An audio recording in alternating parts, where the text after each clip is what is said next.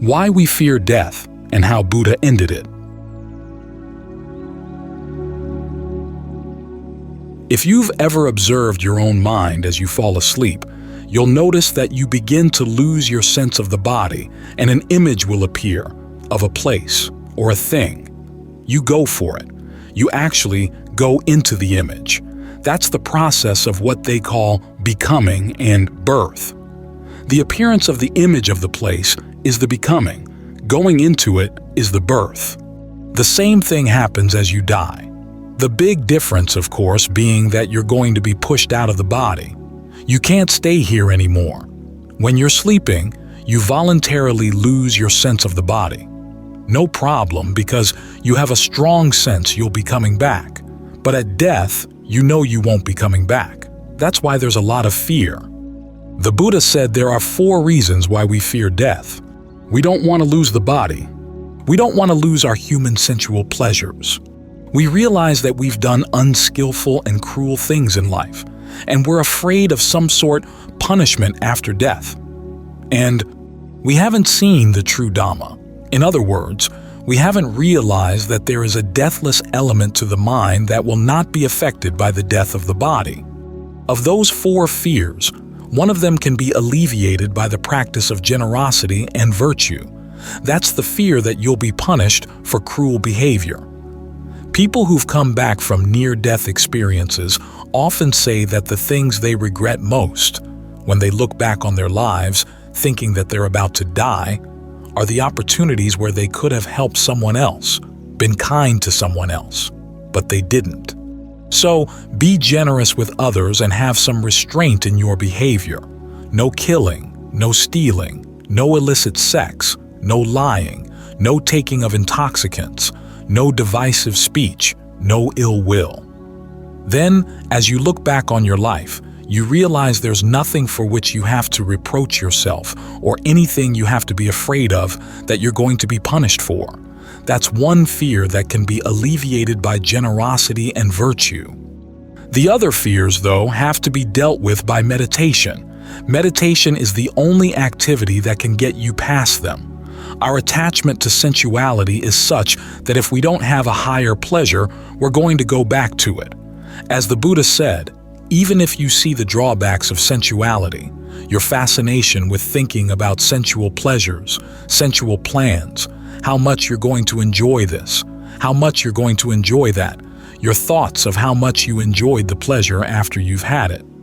Even though you see the drawbacks that can come from being obsessed with that kind of thinking, you're going to keep coming back to it unless you have a higher pleasure.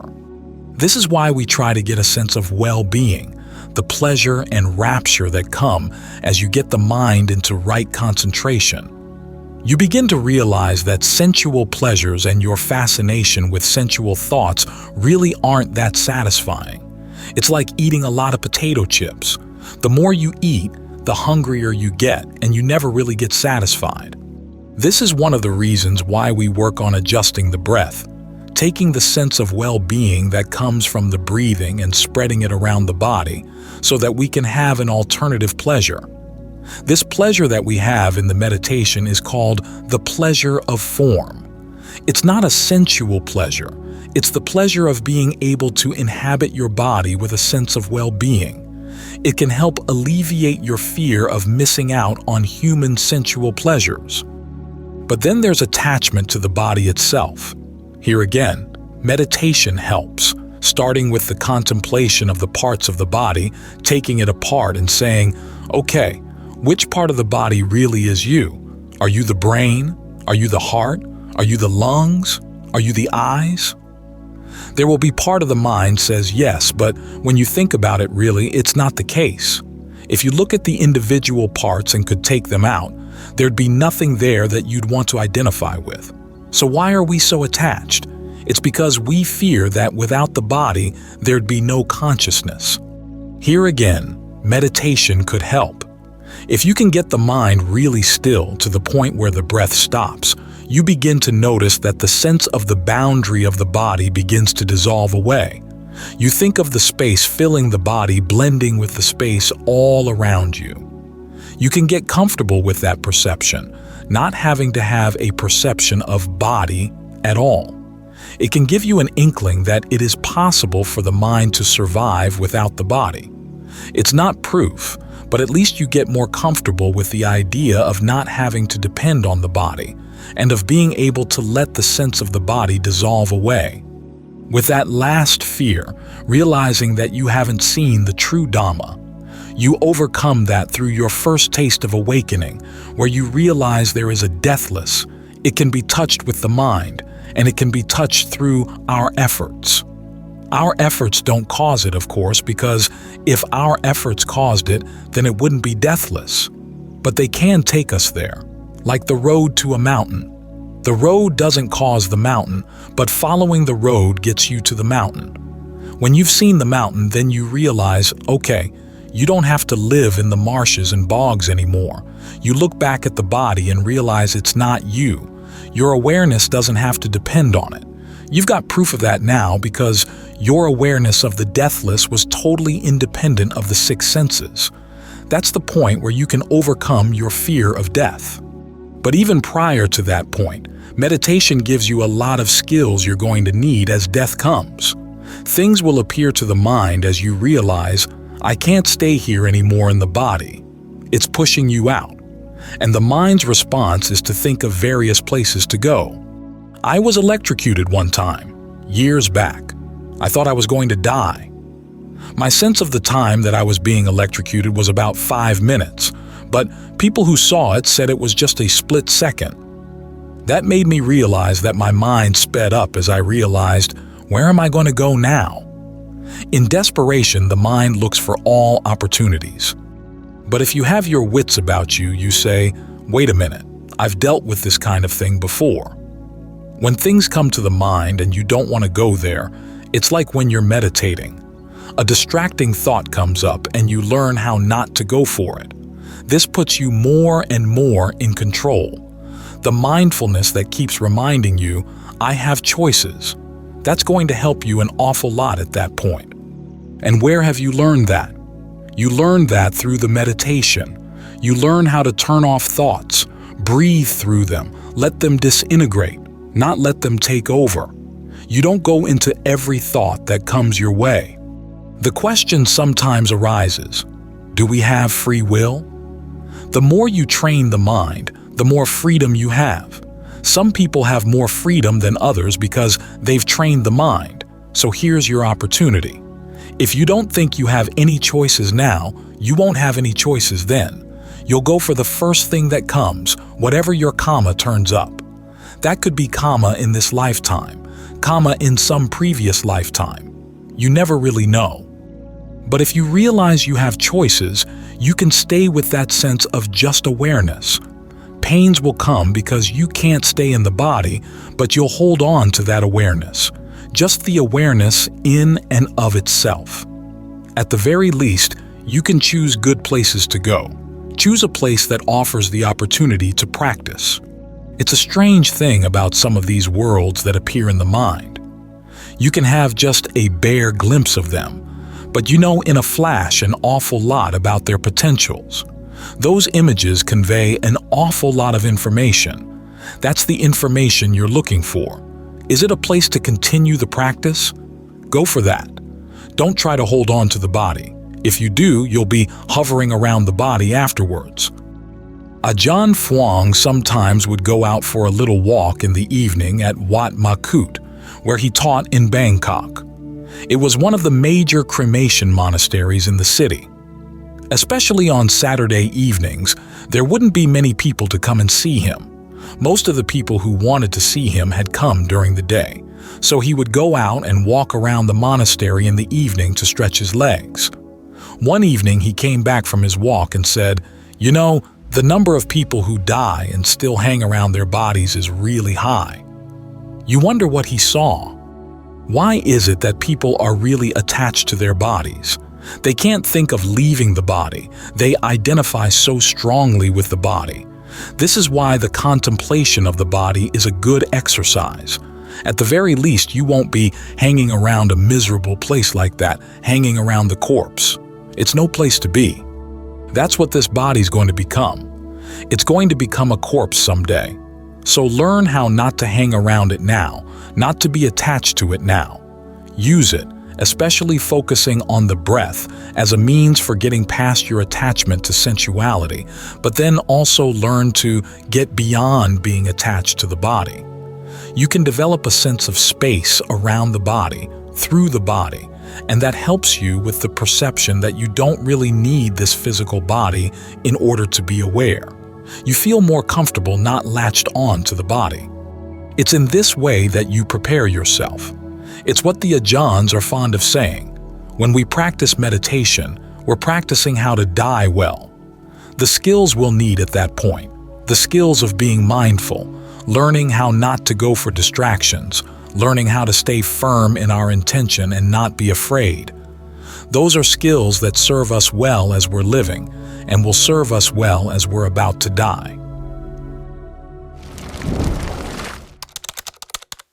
Prepare to die. One of the saddest things in our society is the way we treat aging, illness, and death. Or more specifically, the way we treat people who are old, people who are sick, people who are dying. We tend to hide them away, and we don't really prepare them, which means we don't prepare ourselves for how to handle these things. You'd think this would be the #1 issue in any kind of education. When we learn geography, it's not really certain that we're going to have much use for geography. Or the various required courses. We don't really know how much different people will actually need the knowledge offered in those courses.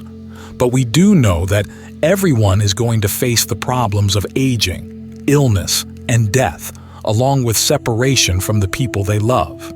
This is why the Buddha has us reflect on these things every day.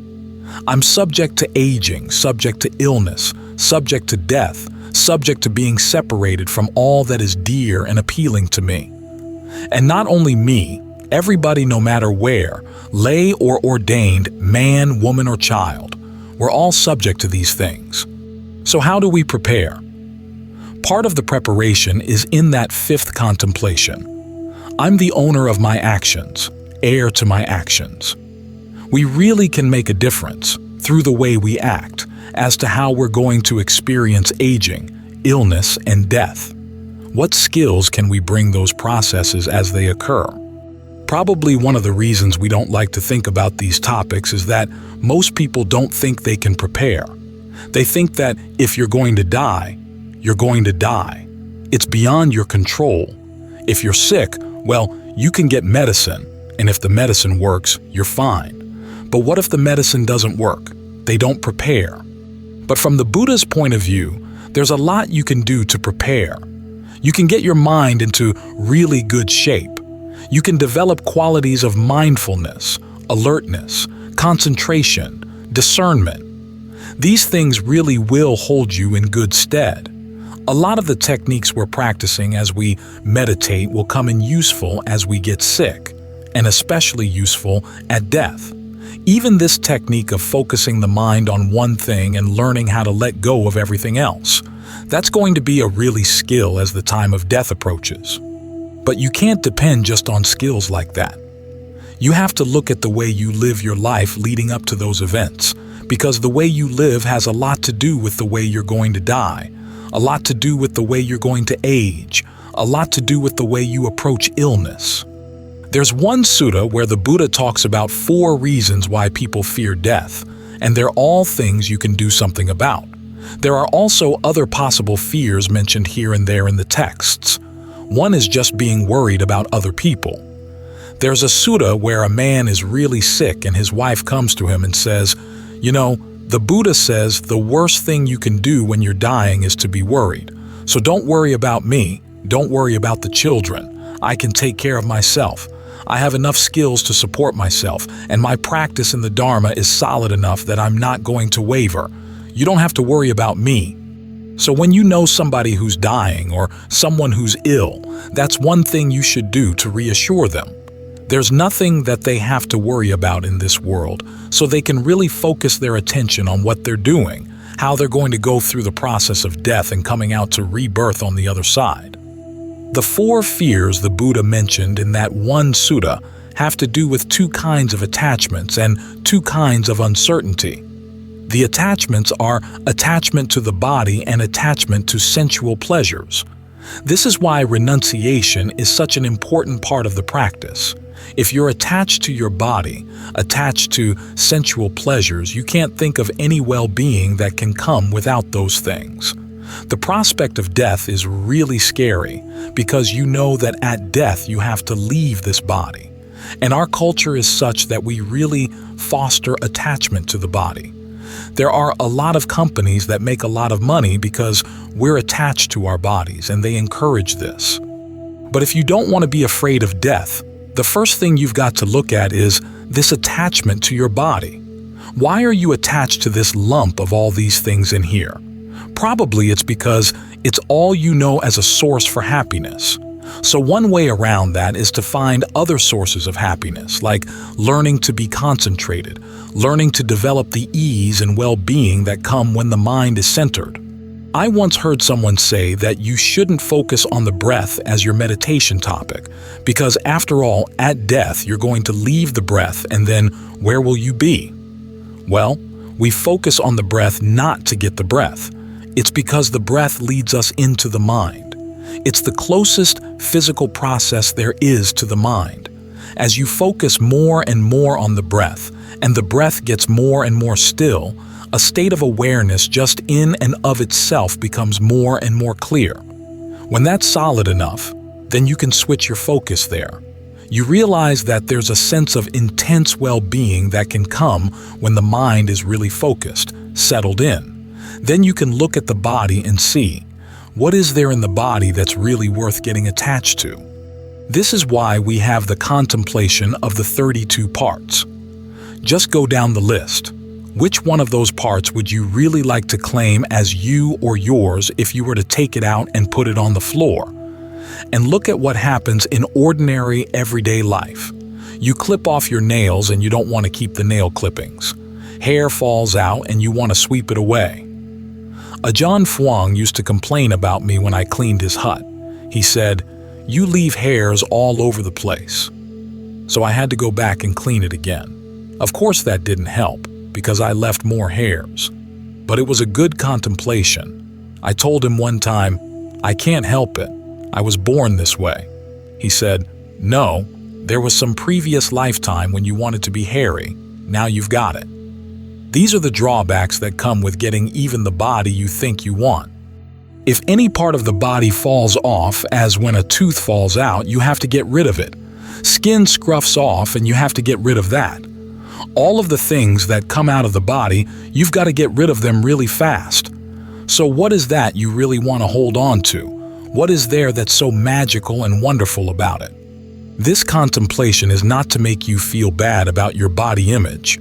It's for making you realize there's really nothing here or in any human body that's worth getting all worked up about. Nobody in the world has a body that's any different from yours in this regard.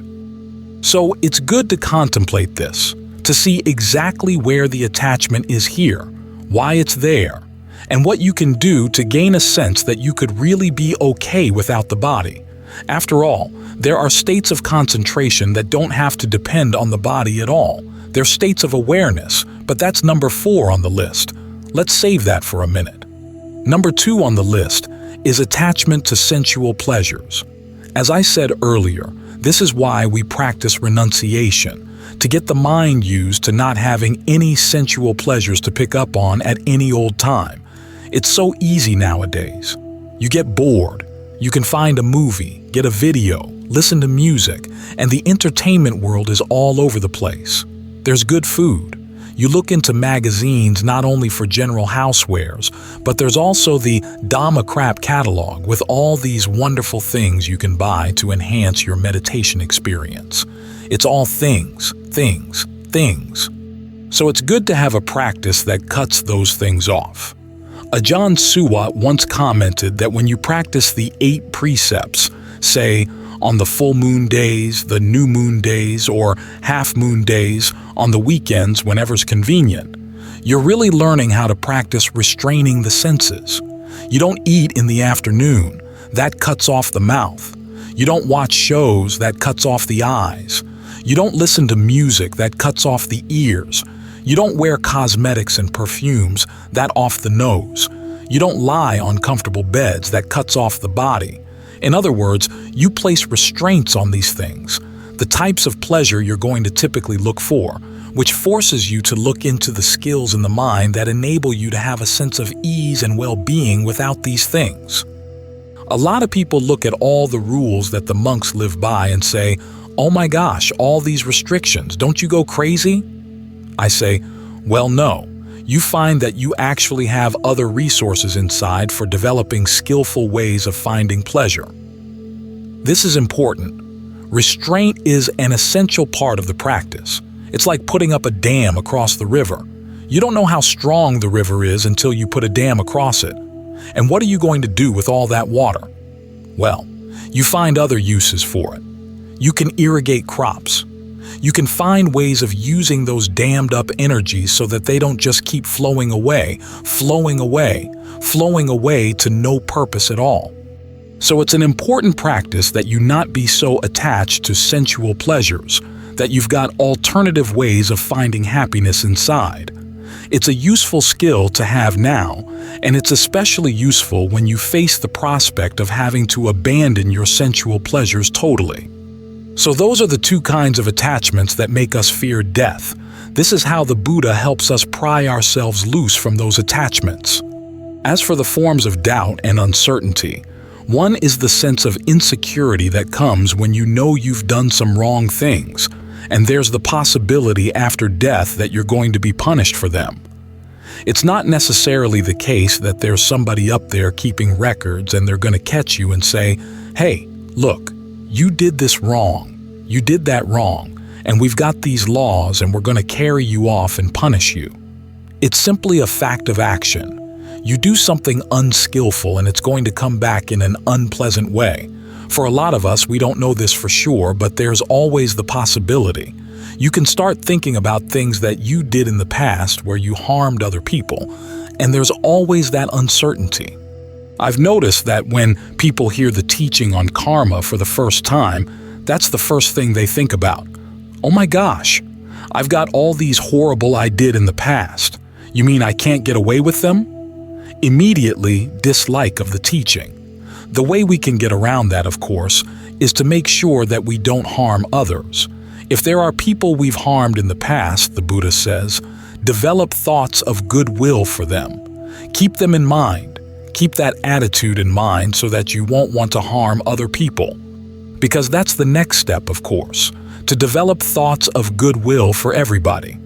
You make up your mind that whatever harmful things I did in the past, I'm not going to do them again. I'm going to exercise restraint. This is a different kind of restraint, not so much restraint in how you look at things, how you listen to things, but restraint in what you do, what you say, what you think, so that you can look back on your life and say, there's nobody I've really harmed, or even when I did harm somebody, I've learned from it. I didn't just keep doing it thoughtlessly. That thought helps to allay a lot of fears. The other uncertainty, of course, is there a deathless? Is there something that survives death? The Buddha said quite definitely that there is.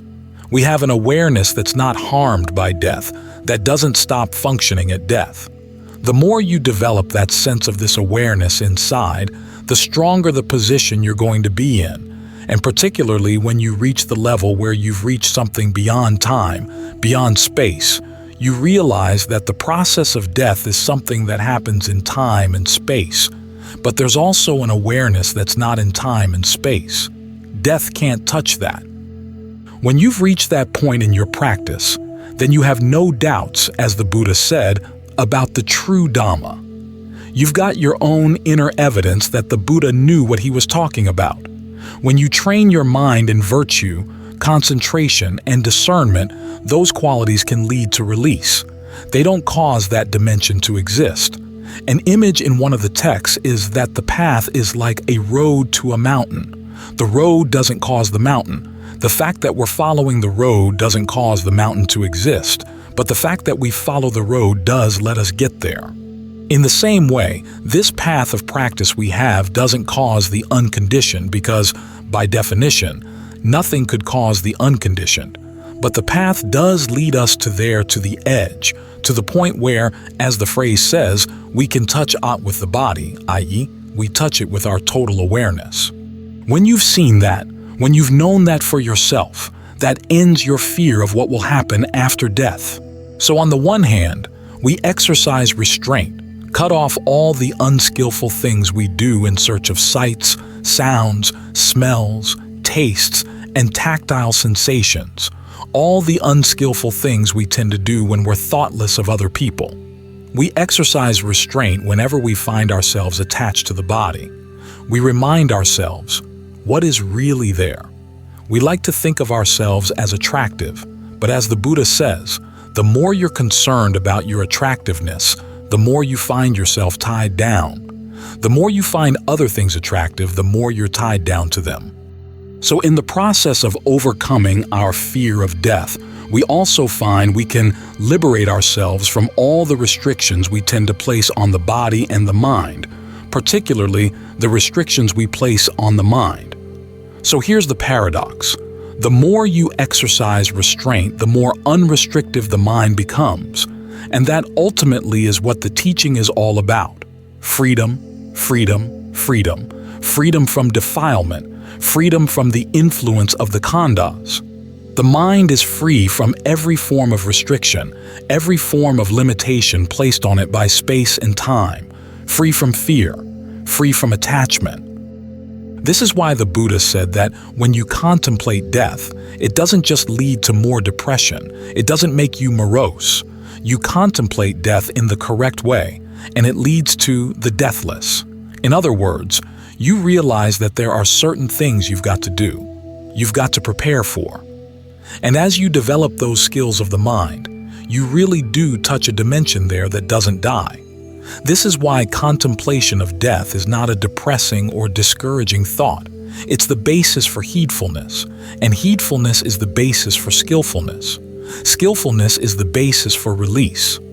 So learn to think about death in this way, and you find that you really benefit.